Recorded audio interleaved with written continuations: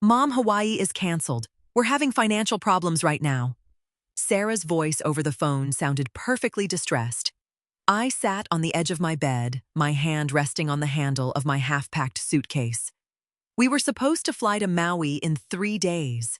It was a trip we had talked about since my husband passed away 3 years ago.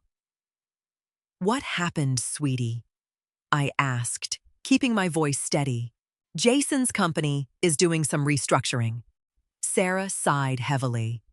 His hours got cut, and we just can't afford the flights and the resort right now. I am so sorry, Mom. I know you were looking forward to this. I looked at the floral blouses and travel-size sunscreen bottles neatly arranged in my luggage. I had already paid for my own ticket and chipped in for their hotel upgrade. It's all right, Sarah. Family comes first. You and Jason need to focus on your finances. We can always go another time. You're the best, Mom. I have to go comfort Jason. Talk soon. The line went dead. I didn't cry. At 64, I had learned that getting emotional over changed plans rarely fixed them. I simply unzipped my suitcase and began putting my clothes back on their hangers. I felt a twinge of disappointment, sure, but I was mostly worried about my daughter's stability. Later that evening, I sat at my kitchen table with a cup of chamomile tea.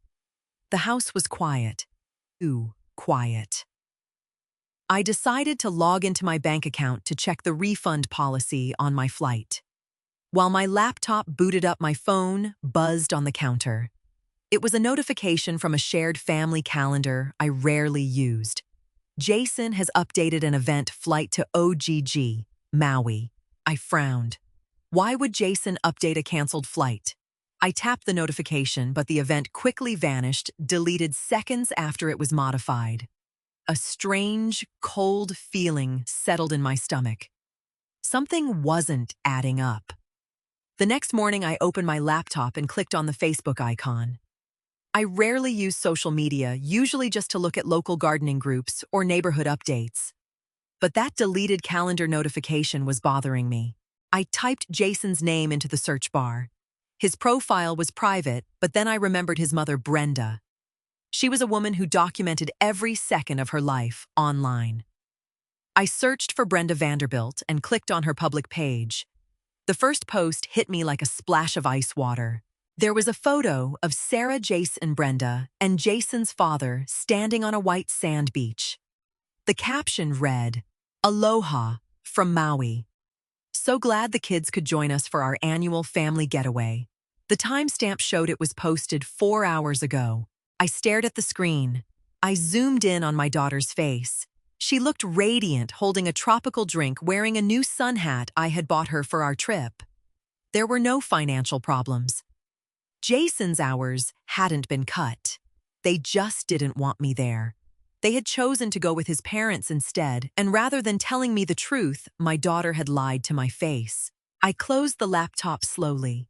My chest felt tight, but I refused to let tears fall. Crying wouldn't change the fact that my daughter viewed me as disposable. I walked into the living room and looked around.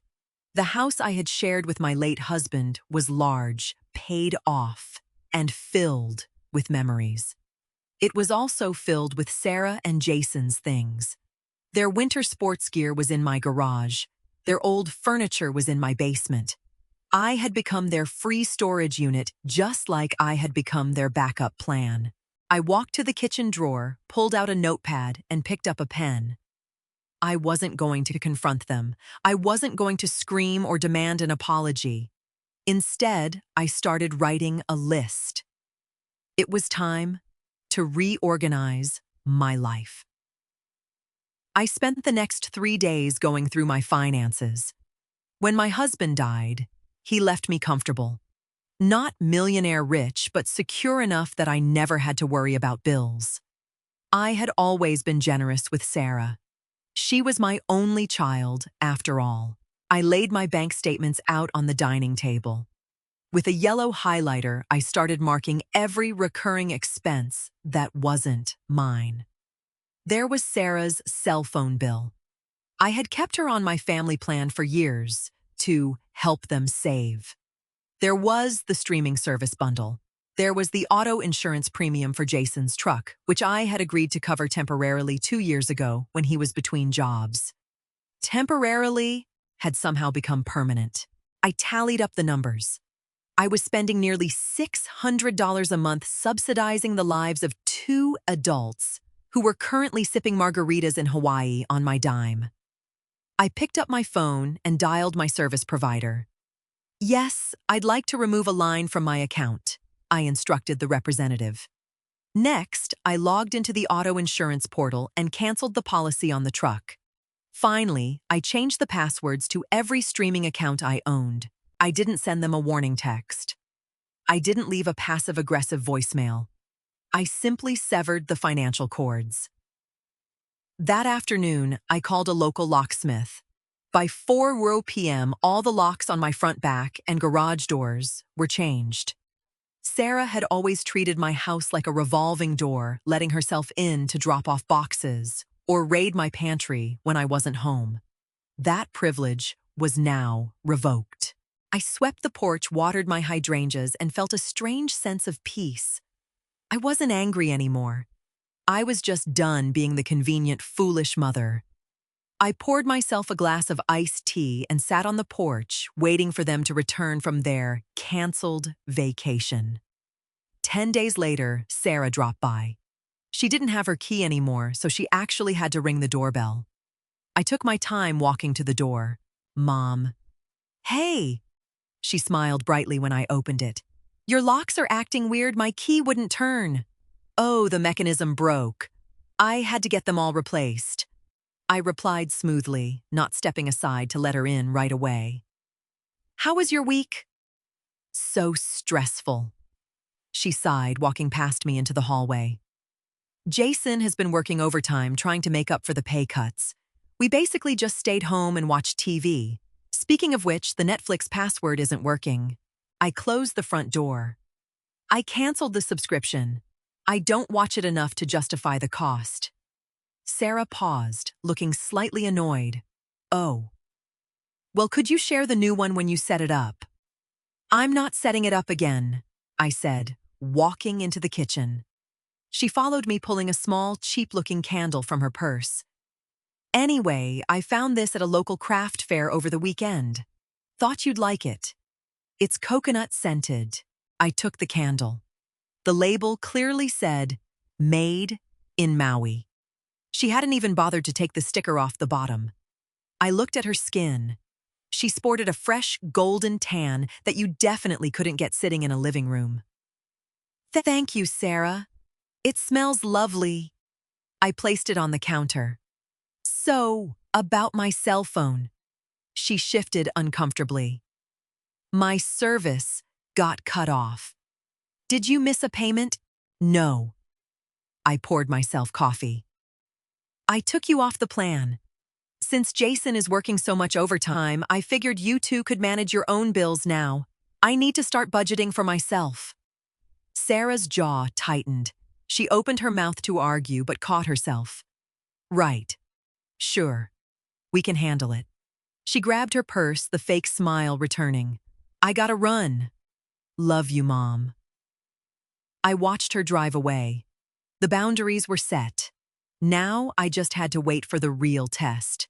A month passed. The radio silence from Sarah was expected. She only called when she needed something, and since the free ride had stopped, so had the visits.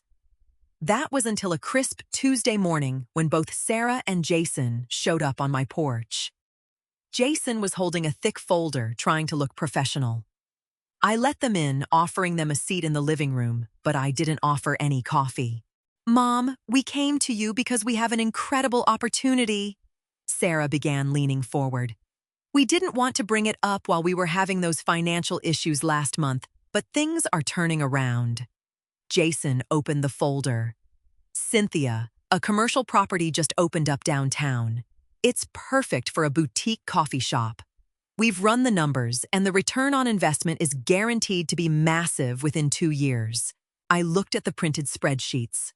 They were generic, lacking any real market research. "Neither of you has ever run a business," I observed calmly, "or worked in a coffee shop." "It's about vision, Mom. Sarah insisted. But we need capital to secure the lease and start renovations. We need $100,000. I didn't blink. 100,000. As a loan, Jason interjected quickly. We'll pay you back with interest. You have that money just sitting in your savings account, losing value to inflation. This is a way to help us build our future. They were so confident. They thought I was the naive widow who would simply write a check to feel needed. That is a very large sum of money, I said, resting my hands on my lap. I can't make a decision like this on the spot. I need to review my assets. The landlord needs an answer by Friday. Jason pushed, tapping the folder. We really need you to come through for us, Cynthia. Friday, I repeated. All right. Come back on Friday afternoon. I'll give you something then. They left, smiling, completely unaware that the Bank of Mom was officially closed for renovations. I had no intention of giving them a dime, but I was curious about this sudden business venture. The spreadsheets Jason left behind were too vague. On Wednesday, I went to the local grocery store. While putting my bags in the trunk, I spotted Brenda Vanderbilt, Jason's mother, loading her SUV a few spaces away. Normally, I would have avoided her, but she saw me and waved excitedly. Cynthia, how are you holding up? She marched over, her jewelry clinking. I'm doing just fine, Brenda. I was so sad you couldn't make it to Maui last month, she chirped. Sarah said your arthritis was flaring up terribly and you couldn't handle the flight. We missed you. Arthritis. That was the lie she told them. It was a shame, I replied evenly. But we have such exciting news to make up for it. Brenda leaned in, lowering her voice. Have the kids told you about the lake house? I kept my face perfectly still. The lake house? Oh, maybe I ruined the surprise. She laughed. Jason and my husband found a gorgeous property up at Silver Lake. We are all splitting the down payment to buy it as a joint family vacation home. We close on Friday. It's going to be so wonderful for the holidays. How wonderful, I managed to say. A joint family home. Yes, we are putting in our half today, and Jason said he is securing their half by Friday morning. We should all have dinner to celebrate soon. I nodded, got into my car, and drove home. A boutique coffee shop, a business opportunity. It was all a complete fabrication. They were asking me for $100,000 so they could buy a luxury vacation home with Jason's parents. They expected me to fund the very lifestyle they were excluding me from. I parked my car in the garage, walked into the house, and picked up my phone. I had some calls to make before Friday. Thursday morning, a large moving truck backed into my driveway. I stood on the porch with a clipboard directing the 2 movers I had hired. Everything in the garage with a blue sticker goes to the self-storage facility on 5th Street, I instructed them. The furniture in the basement with the red tags goes to the local charity thrift store. For years, I had allowed my home to be cluttered with Sarah and Jason's abandoned hobbies. Snowboards, they never used. Boxes of college textbooks. A bulky sofa they promised to move next month. I was tired of living in a warehouse for people who didn't respect me. I had rented a small climate-controlled storage unit in Sarah's name. I paid for the first month. After that, it was her problem. As the movers cleared out the space, I felt the house breathe again. I walked through the empty rooms, realizing how much of my life had been dictated by my daughter's convenience. I loved her, but love didn't mean allowing myself to be used as an ATM and a doormat. Once the movers left, I sat at my dining table and organized my paperwork. I had moved a significant portion of my liquid savings into a high-yield, locked certificate of deposit. It couldn't be touched for 5 years without severe penalties. The rest of my money was securely organized. I was taking back total control of my financial future. I took a manila envelope and began placing specific items inside. The Maui candle Sarah had given me, a printed screenshot of Brenda's Facebook post, the fake coffee shop business plan Jason had left, and a single set of keys to the storage unit on 5th Street. I sealed the envelope and wrote Sarah's name on the front. I placed it neatly on the coffee table. Everything was ready for Friday. Friday afternoon arrived with a gentle breeze. Sarah and Jason pulled into my driveway precisely at 2 p.m. They walked up the steps, holding hands, practically vibrating with excitement. They thought they were about to secure a lake house. I opened the door and led them to the living room. "Mom, you have no idea how much this means to us." Sarah smiled, sitting on the couch. "We are going to make you so proud with this business." Jason leaned forward. "Did you get the check cleared by the bank?" "Cynthia." I sat in my armchair and looked at them. "I did a lot of thinking about your request. $100,000 is a major commitment. I decided I am not going to give you the money." Their smiles instantly collapsed. "What?" Jason blurted out. "Cynthia, we need that money today. The landlord is waiting." "The landlord?" I asked quietly. "Or the real estate agent for the Silver Lake property?" The room went dead silent. Sarah's face drained of color. "Mom, what are you talking about?" "I ran into Brenda at the grocery store," I stated simply. "She told me all about the joint family vacation home you are buying together. The one you need $100,000 to close on today." Jason opened his mouth, but no sound came out. "You lied to me about Maui to go with them." I continued, my voice calm and unwavering. "And now you are lying to me about a business to buy a house with them. I am not funding a life I am explicitly excluded from." I picked up the thick manila envelope from the coffee table and held it out. "I am not giving you a check," I said. "Take this instead." Sarah reached out with trembling hands and took the envelope. She opened the flap and pulled out the contents. Sarah stared at the Made in Maui candle, the printed Facebook photo of her on the beach, and the fake business plan. Finally, her eyes landed on the silver keys. "What are these?" she whispered. "Those are the keys to a storage unit on 5th Street, I explained smoothly. "I hired movers yesterday. Everything you and Jason stored in my garage and basement has been moved there.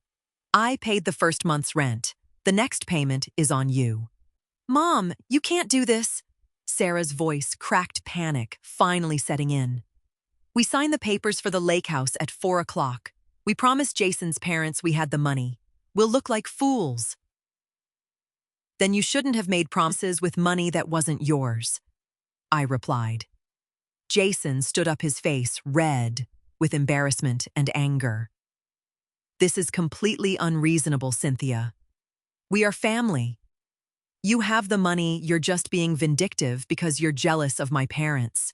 I didn't raise my voice. I didn't stand up. I simply looked at him. "I am protecting my assets from people who view me as a bank account. My home is my own again.